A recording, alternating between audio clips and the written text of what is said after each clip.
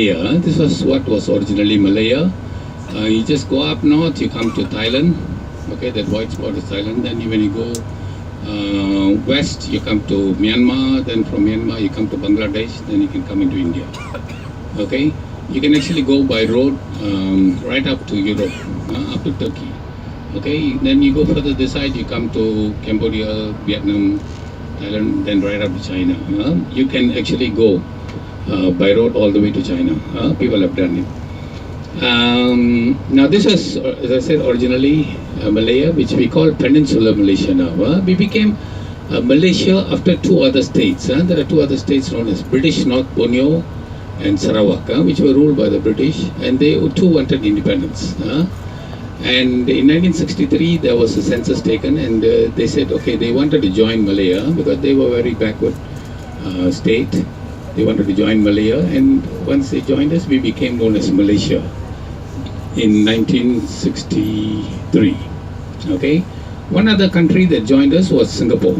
Singapore, extreme south here. It's about 350 kilometers. So we are somewhere here. It's about 350 kilometers to Singapore. So Singapore also joined because Singapore, they had no natural resources, absolutely no resources. Even the water is goes from Malaysia across one of the bridges to Singapore. They even buy water from Malaysia.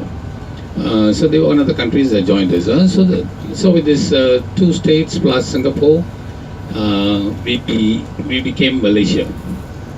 Okay. There's also Brunei. Brunei is between.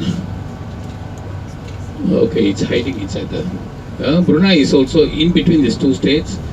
But Brunei didn't want to join because the Sultan of Brunei was the richest man in the world.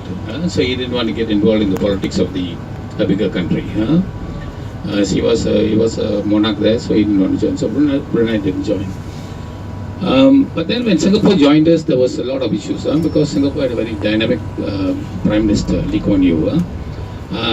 He had a lot of vision, he had a lot of things he wanted to do. And one of the things he objected was the special privileges for the Malays. He said, we are one nation, everybody has to work for their bread and butter. So we should not have special privileges. But the local government, the Malay government, Malay-dominated government rather, they were afraid because their political base, political power was dependent on the 60% Malay population. So they said, no, we cannot withdraw, because if it was withdrawn, then the Malays will say, we'll vote you out of power. Okay, so they refused to withdraw that. Also, the Bank of China, at that time, when China was not as open as it is now,